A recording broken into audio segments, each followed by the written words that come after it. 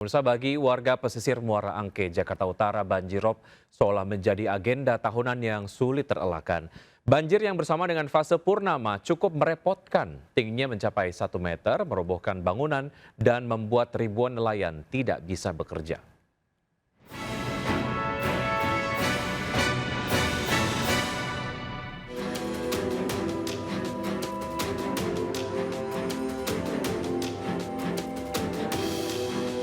Pemirsa, banjirop kembali menjadi ancaman bagi warga Jakarta. Seperti di warga yang ada di Muara Angke, Jakarta Utara masih terendam oleh banjirop. Lantas seperti apa warga yang bertahan di tengah banjirop dan apa harapan warga? Berikut Rakyat Bicara.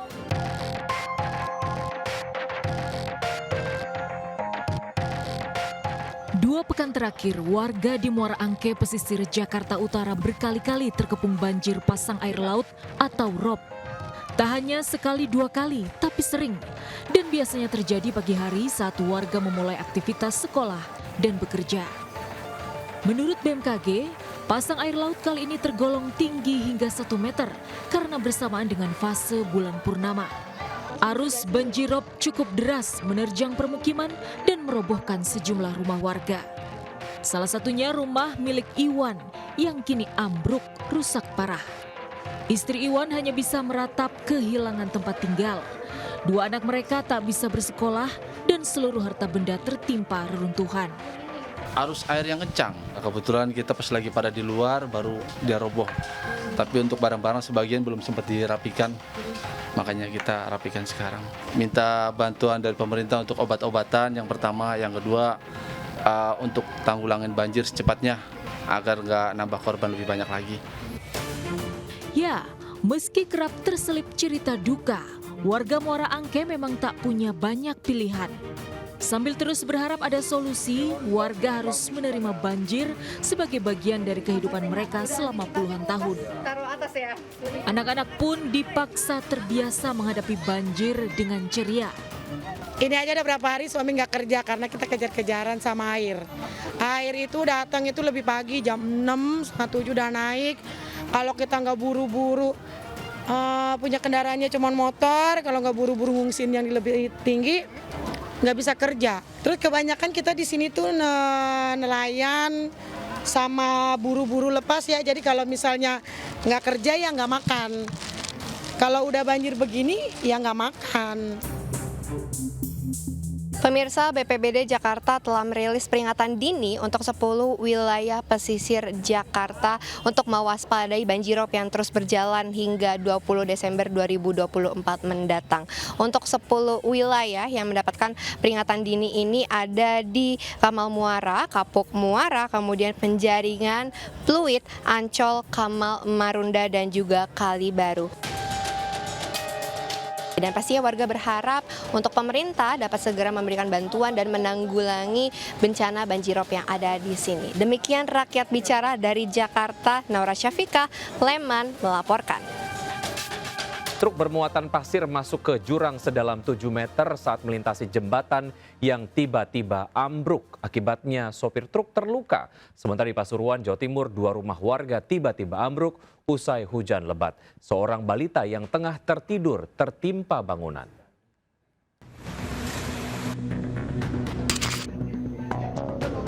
Bergerak terus. Ayo, longsor terus. Longsor. Truk bermuatan pasir ini terjun ke jurang sedalam 7 meter saat melintasi lokasi di Desa Majasari, Banjarnegara, Jawa Tengah. Diduga jembatan sudah tak kuat menahan beban kendaraan. Akibatnya supir truk mengalami luka-luka. Petugas bersama warga berupaya mengevakuasi truk dari dalam jurang. Saat ini jalan sudah tak bisa dilewati, sementara warga yang akan melintas harus berputar sejauh 5 kilometer. Sementara di Pasuruan, Jawa Timur, 2 rumah warga ini hancur setelah tiba-tiba ambruk usai hujan lebat. Akibatnya seorang anak balita yang tengah tertidur menjadi korban tertimpa atap bangunan yang ambruk. Korban sempat terjebak dalam reruntuhan, berhasil dievakuasi warga. Tadi malam sekira pukul setengah 10 malam itu tiba-tiba ambruk ya. Terus untuk posisi balita ini gimana? Memang tiduran di bawah sendirian. Saya sama istri saya ada di belakang mau ke kamar mandi. Kini keluarga korban rumah ambruk ini terpaksa mengungsi. Dari Pasuruan, Jawa Timur dan Banjarnegara, Jawa Tengah, tim kontributor iNews melaporkan. Pemirsa, banjirop di Muara Angke, Jakarta Utara sempat surut. Kami mencoba melihat seperti apa tanggul pembatas antara laut dengan permukiman warga. Sudah ada Henry Aprilia di Muara Baru. Henry, silakan dengan laporan Anda. Ya baik Wiki dan juga pemirsa, dapat kami sampaikan banjir rob yang terjadi di wilayah Muara Angke, tepatnya di jalan tepatnya di Muara Angke, Jakarta Utara. Ini memang situasinya di hari kelima sudah mulai surut. Kemudian jika kami dapat tunjukkan kepada Anda, hingga saat ini memang lokasi di tempat kami melaporkan ini merupakan pantai atau pesisir pantai yang dekat sekali jaraknya dengan pemukiman warga yang berada di Muara Angke, Jakarta Utara. Kemudian jika kami dapat tunjukkan kepada Anda di sisi kanan kami saat ini merupakan tanggul yang merupakan bahan dari beton, kemudian juga dengan tanggul ini sendiri ini yang menahan adanya air yang akan masuk atau terjadinya banjir rob yang masuk ke dalam pemukiman warga. Kemudian juga jika kami dapat tunjukkan juga kepada Anda di samping atau di depan tanggul beton ini ada tanggul darurat yang terbuat dari bambu yang ini di mana mengantisipasi adanya air yang tumpah cukup banyak begitu untuk menahan adanya air untuk masuk ke pemukiman warga. Ini untuk banjir rob sendiri memang terjadi sekitar pukul 9 sampai dengan pukul 10 pagi hari waktu Indonesia Barat. Sementara Wiki, kembali ke Anda.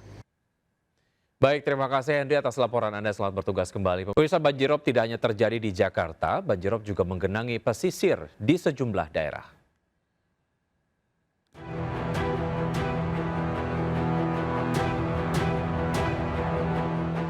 Sudah sepekan, banjirop merendam pesisir utara Kabupaten Bekasi, Jawa Barat, melumpuhkan aktivitas warga. 163 kepala keluarga di kampung Tanah Baru Babelan terdampak banjir namun enggan mengungsi. Ketinggian banjirop hingga 1 meter membuat warga tidak berani melaut dan merusak tambak udang warga. Warga terdampak kini membutuhkan makanan dan obat-obatan. Terlebih sebagian warga terserang gatal-gatal. Yang tambak kami sudah hancur. Artinya sudah tidak kelihatan lagi tambak. Ya lepasan ikan, lepasan udang habis dibawa anyut. Banjirop juga merendam pesisir kota Pangkal Pinang, Bangka Belitung, menggenangi puluhan rumah warga. Banjirop terjadi setiap tahun di bulan Desember dan diwaspadai warga jika hujan lebat karena akan menambah ketinggian air. Tim kontributor iNews melaporkan. Pemirsa, mantan Menkumham Yasona Lawli akhirnya datang memenuhi panggilan KPK untuk diperiksa terkait dengan kasus Harun Masiku.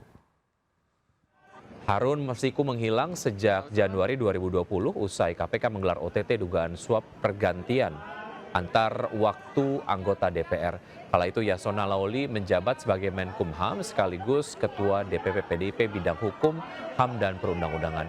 Buntut OTT KPK, PDIP membentuk tim hukum yang diumumkan oleh Sekjen PDIP Hasto Kristianto dan Yasona selaku Ketua DPP PDIP. Simpang siur hilangnya Harun Masiku memunculkan beragam spekulasi. Terlebih ada perbedaan keterangan antara Yasona Lawli dengan Menkumham. Maksud kami, Yasona Lawli sebagai Menkumham yang menyebut Harun Masiku belum kembali ke Indonesia sejak 6 Januari. Keterangan Yasona kala itu berbeda dengan istri Harun Masiku dan Dirjen Imigrasi. Udah nggak usah lah.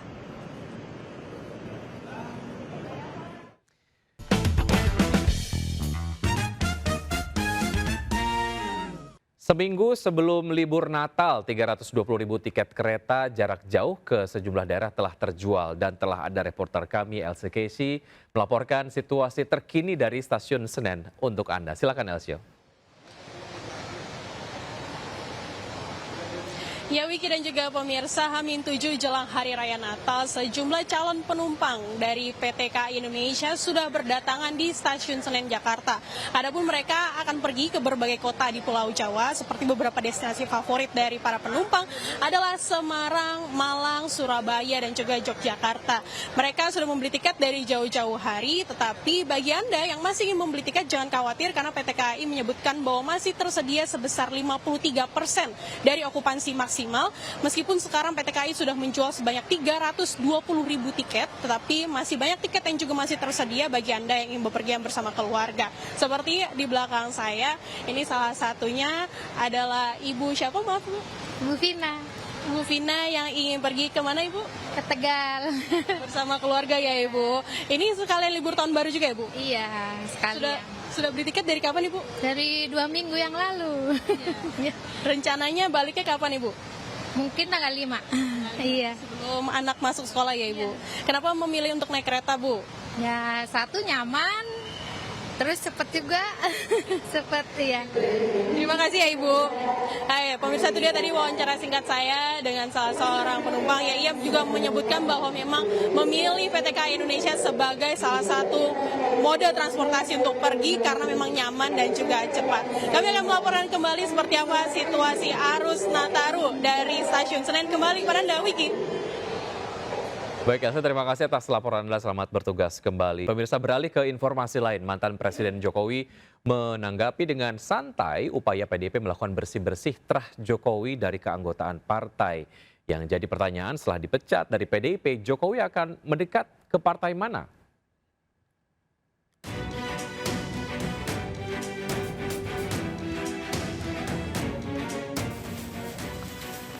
Ditemui di rumahnya di Solo, Jokowi menanggapi dengan santai pemecatan dirinya dari kader PDIP.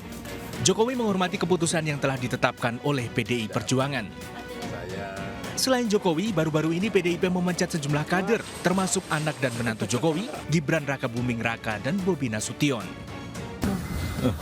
Ya, enggak apa. Enggak apa. Artinya saya menghormati itu. Dan saya tidak dalam posisi untuk membela atau memberikan penilaian ya, karena keputusan itu sudah terjadi.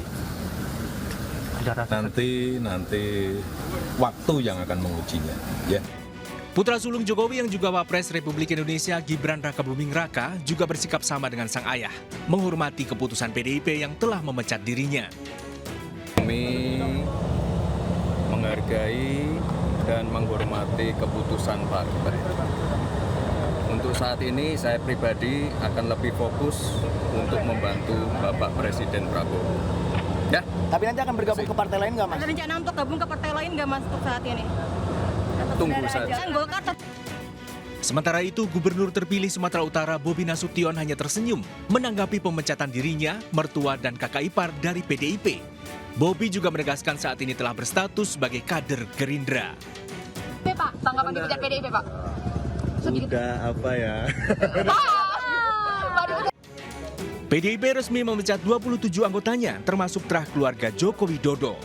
Keputusan pemecatan ini ditandatangani Ketua Umum PDIP Megawati Soekarno Putri 4 Desember 2024. Jokowi, Gibran, dan Bobi dinilai melakukan pelanggaran berat terhadap ADART juga kode etik dan disiplin partai karena mendukung pasangan calon presiden dan wakil presiden dari partai politik lain dalam Pilpres 2024. Tim Liputan iNews melaporkan. Pemirsa, mantan Menkumham Yasona Lawli akhirnya datang memenuhi panggilan KPK untuk diperiksa terkait dengan kasus Harun Masiku. Harun Masiku menghilang sejak Januari 2020 usai KPK menggelar OTT dugaan suap pergantian antar waktu anggota DPR. Kala itu Yasona Lawli menjabat sebagai Menkumham sekaligus Ketua DPP PDIP bidang hukum, HAM dan perundang-undangan. Buntut OTT KPK, PDIP membentuk tim hukum yang diumumkan oleh Sekjen PDIP Hasto Kristianto dan Yasona selaku Ketua DPP PDIP. Simpang siur hilangnya Harun Masiku memunculkan beragam spekulasi.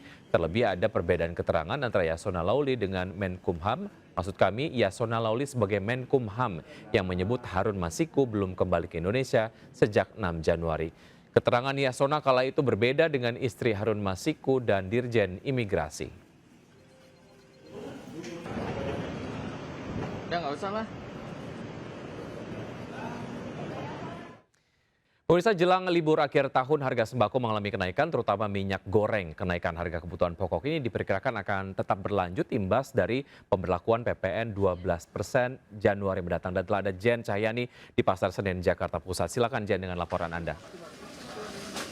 Ya, Wiki dan juga pemirsa, pantauan harga sejumlah bahan pokok di pasar tradisional menjelang perayaan Natal dan Tahun Baru 2024-2025.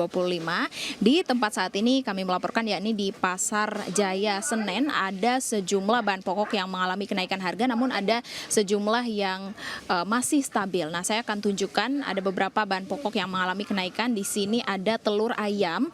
Ini telur ayam dari yang semula harganya 25 sampai 27 ribu rupiah per kilogramnya menjadi 30 sampai 32 ribu rupiah per kilogramnya. Kemudian di sini ada minyak curah. Minyak curah ini per kilogramnya dari yang semula 18 ribu rupiah menjadi 21 ribu rupiah. Kemudian ada minyak subsidi pemerintah, yakni minyak kita, saat ini di harga 18 ribu rupiah, namun masih sulit untuk didapatkan menurut para penjual sembako yang ada di sini. Kemudian ada beras yang mungkin mengalami sedikit kenaikan, namun tidak signifikan dan harga ecerannya masih stabil. Dan meskipun menurut para pedagang atau penjual, para pembeli tidak mengurangi jumlah bahan yang mereka beli atau kebutuhan pokok yang mereka beli karena merupakan kebutuhan pokok, namun para penjual atau pedagang berharap harga bahan pokok tidak terus naik atau tidak mengalami kenaikan pada saat Natal dan Tahun Baru. Itu yang mereka harapkan dan juga menjadi atensi dari pemerintah. Sementara itu, Wiki. Baik, Jen, terima kasih atas laporan dari Anda. Selamat bertugas kembali. Dan pemirsa, ular sanca sepanjang 3 meter masuk ke dapur rumah warga di Matraman, Jakarta Timur. Saat akan ditangkap, ular bersembunyi di dalam rongga di bawah wastafel dan evakuasi bisa dilakukan setelah lantai wastafel dibongkar.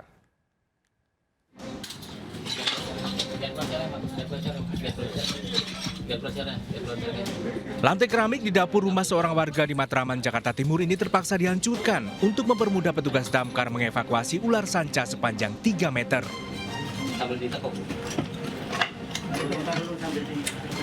Sebelumnya pemilik rumah mengetahui ular sanca ini muncul dari lubang wastafel. Khawatir membahayakan, pemilik rumah melapor ke petugas Sudin Damkar Jakarta Timur. Setelah membongkar hampir 2 meter persegi lantai keramik, petugas akhirnya bisa menarik keluar ular sanca yang bersembunyi di dalam rongga di bawah lantai. Meski sempat melawan, ular sepanjang 3 meter ini pun akhirnya berhasil dievakuasi. Belum diketahui dari mana asal ular sanca ini dan bagaimana caranya ular ini masuk ke rumah warga. Setelah dievakuasi, ular ini dibawa ke kantor Damkar Matraman dan akan dilepas liarkan ke habitatnya. Dari Jakarta, Rio Manik, iNews melaporkan. Sementara itu, TNI Angkatan Darat membantah membackingi George Sugama Halim, anak bos Toko Roti, tersangka penganiayaan pegawai Toko Roti di Jakarta Timur. Menurut Kadispen TNI Angkatan Darat, Brigjen Wahyu Yudayana, foto diunggah tersangka George bersama anggota TNI diambil beberapa tahun lalu. Sebagian anggota TNI dalam foto tersebut telah pensiun. Yang menyatakan bahwa anak bos Toko Roti dibackingi oleh personel polisi militer TNI Angkatan Darat itu adalah sangat tidak benar. Dan pada kesempatan ini saya sampaikan proses hukum terhadap anak bos Toko Roti tersebut silakan diproses sesuai ketentuan yang berlaku. Tidak ada intervensi dari personel polisi militer TNI Angkatan Darat karena memang tidak ada kaitannya seperti yang saya sampaikan dan tegaskan tadi. Terima kasih. Pemirsa, penganiayaan yang dilakukan oleh anak bos Toko Roti disoroti anggota Dewan Kapolres Metro Jakarta Timur dinilai kurang gercep karena pelaku baru ditangkap setelah video penganiayaan viral di media sosial. Bahkan saat rapat dengar pendapat di Komisi 3 DPR, korban mengungkap fakta 2 kali ditolak laporannya oleh Polsek dan sang ibu terpaksa menjual motor untuk bayar pengacara.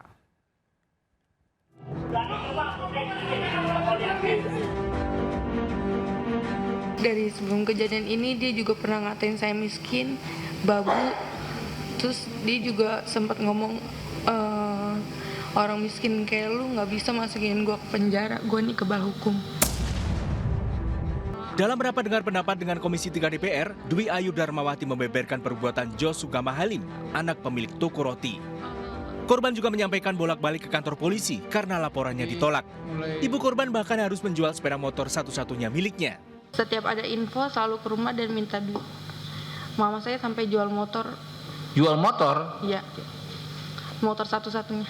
Ya. Jadi pertanyaan masyarakat itu kan, kenapa kasus yang tanda petik sederhana seperti itu lukanya ada, saksinya ada, barang buktinya ada, kemudian TKP-nya juga ada, lengkap, ya, dan lain sebagainya, termasuk videonya juga ada, kok sampai 2 bulan begitu.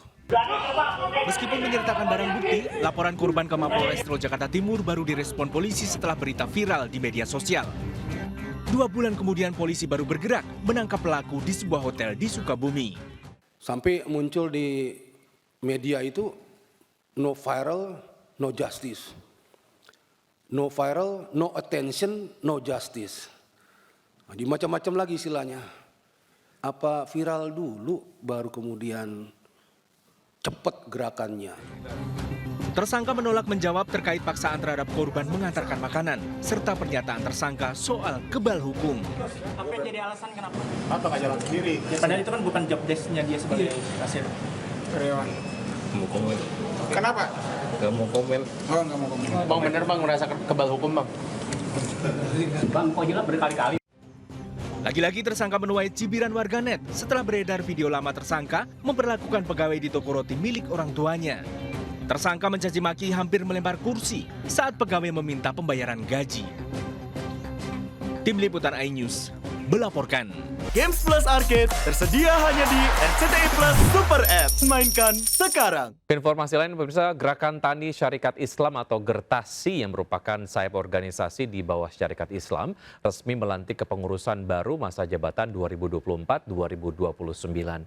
Jajaran kepengurusan baru Gertasi periode 2024-2029 resmi dilantik. Wahid Erawan resmi ditetapkan sebagai Ketua Umum, Firdaus Roy sebagai Sekretaris Jenderal, dan PLT Sekjen Partai Perindo Andi Muhammad Yuslim Patawari dikukuhkan sebagai Ketua Harian Gertasi. Gertasi tak hanya fokus pada pelatihan dan pemberdayaan sosial, tapi juga meningkatkan taraf ekonomi petani daerah melalui kerjasama dengan pelaku industri pertanian. Gertasi berkomitmen mendukung program swasembada pangan Presiden Prabowo Subianto dan fokus meningkatkan taraf ekonomi petani daerah.